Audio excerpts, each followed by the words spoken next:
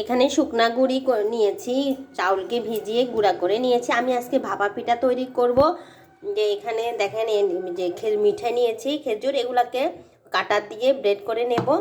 তো এখানে আমি পাতিল বসিয়ে দিয়েছি, পাতিলের ভিতরে কিন্তু পানি দিয়ে দিয়েছি অলরেডি। তো এই যে ঢাকনা, এটা এভাবে দিয়ে এটাকে কিন্তু এখান দিয়ে সেল করা লাগবে, আটা দিয়ে এটাকে সেল করে দেব। দিয়ে তারপরে যে ছোট এটাকে কাপড়ের সাহায্যে এভাবে দেওয়ার সময় দেখাবো নি, কাপড় দিয়ে এভাবে মড়িয়ে এখানে দিয়ে দেব, দিয়ে পিঠা দিয়ে এভাবে ঢাকনা দিয়ে দেব। এভাবে ভাপা পিঠা তৈরি করব। আসসালামু আলাইকুম, সবাই কেমন আছেন? আলহামদুলিল্লাহ আমি ভালো আছি। এখানে আমি আটার ভিতরে এখন দিয়ে দেব নুন, পরিমাণ মতো নুনটা দিয়ে দেব। দিয়ে অল্প অল্প করে পানি দিয়ে, অল্প অল্প পানির ছিটা দিয়ে আমি এখানে আটাটা তৈরি করব। ভাপা পিঠার যে আটাটা লাগবে আমাদের সেটাই তৈরি করব। অল্প অল্প পানি দিয়ে এই ডোটা তৈরি করা লাগবে। ভাপা পিঠার পারফেক্ট আটা যদি করতে চান তাইলে এভাবে অল্প অল্প পানি দিয়ে এভাবে করতে হবে। তো এই যে আমি দেখেন করে নিয়েছি, এই যে হাতের সাহায্যে চাপ দিলে একটু দলা পেকে যায়। তো এটাকে কিন্তু একটা ছাঁকনির সাহায্যে ছাঁকা লাগবে, ছেঁকে তারপরে কিন্তু এই পিঠাটা তৈরি করা লাগবে। ভাপা পিঠার মেন এটাই হলো, আটাটাই হলো মেন। এটা যদি আপনি ঠিকঠাক ভাবে না করতে পারেন তাহলে পিঠা হবে না। তো আরও একটা মেন হয়েছে যে এখানে সেল দেওয়া, এটা কিন্তু অবশ্যই সেল দিয়ে দেবেন। যদি আটা বা কিছু দিয়ে সেল যদি না দেন তাহলে ভাপটা এখান দিয়ে চলে যাবে, তাহলে পিঠা হবে না। আমার এরকম একটা ভুল অনেক আগে হয়েছিল। তো এখন এটা আপনাদেরকেও আমি বলতেছি, অবশ্যই এখানে সেলটা আমি কিভাবে দেবো ওটাও দেখিয়ে দিচ্ছি। এরকম একটা কাটারের সাহায্যে কিন্তু আমি কি করব, এটাকে ঘষে ঘষে নিয়ে নেব। তো আমি দেখিয়ে দিচ্ছি কিভাবে আমি ঘষে ঘষে মিষ্টিটাকে নিচ্ছি ব্রেড করে। দেখেছেন, এভাবে করলে অনেক সুন্দরভাবে কিন্তু নিচে দিই অনেকগুলা মিঠাইগুলা হয়ে যাচ্ছে।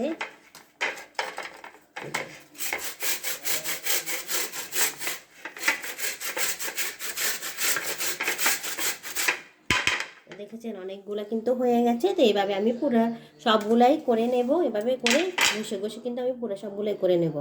তো দেখেন আমি এরকম একটা ডিশ নিয়েছি, ডিশের ভিতরে একটা ঝাঁকা দিয়েছি, আর ঝাঁকার ভিতরে আমি এই যে আটাগুলো দেব, অল্প অল্প করে আটাগুলো দিয়ে আমি ছেঁকে নেব। এভাবে অল্প করে আটাগুলো দিলাম, দিয়ে এভাবে করে ঝাঁকিয়ে কিন্তু আটাগুলো আমি চেলে নেব। তাইলে পারফেক্ট একটা রুটি পিঠা তৈরি হবে। একটা পিঠা তৈরি করতে গেলে অনেক কষ্ট করতে হয়। এই যে দেখেন অনেক সুন্দরভাবে কিন্তু সবগুলো পড়তেছে। এখন আমি সবগুলা এভাবে করে করে ঝাঁকা দিয়ে ঝেঁকে এভাবে করে নিয়ে নেব। সেম প্রসেসিং করে এভাবে আমি সব আটাগুলা এই যে করে নেব। দেখেছেন কত সুন্দরভাবে হয়েছে। এভাবে করে সবগুলা নিয়ে নেব। আমি একটা নারিকেল কিন্তু ভেঙে নেব, নারিকেল ছাড়া তো কিন্তু পিঠা মজা হবে না। তো আমি নারিকেলটা একটু ভেঙে নেব। তো অনেক সুন্দরভাবে কিন্তু আমি নারকেলটা কিন্তু ভেঙে নিয়েছি। দেখেন এই অনেকগুলো পানিও হয়েছে। এখন আমি এগুলাকে একটা কাটারের সাহায্যে ব্রেক করে নেব।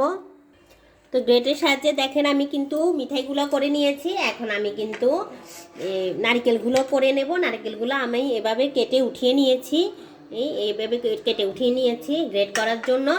তো আপনারা চাইলে এভাবে যদি না করেন তাইলে কিন্তু কোরানি বা নারিকেল কোরানোর জন্য ওটা দিয়েও আপনারা করতে পারেন। তো আমি এটা দিয়ে করতেছি, এটা দিয়ে করলে কিন্তু খুব সহজে করা যায়। তো দেখেন এই যে এভাবে ঘষে ঘষে আমরা যেভাবে মিঠাইগুলো করেছি, এভাবে করে পেঁয়াজও ঘষা যায়, পেঁয়াজগুলো ঘষতে পারি। তো এভাবে খুব সহজে কিন্তু আমার নারকেলগুলো দেখেন আরও খুব সুন্দর সুন্দর হচ্ছে, এগুলো চিরা চিরা ভাব হচ্ছে, একদম মোটা মোটা।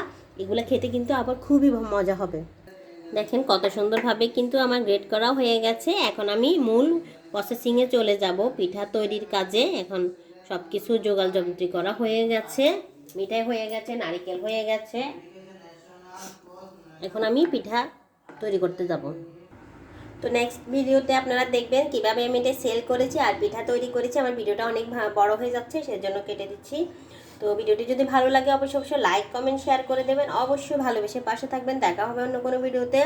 সে পর্যন্ত ভালো থাকবেন, সুস্থ থাকবেন। আসসালামু আলাইকুম।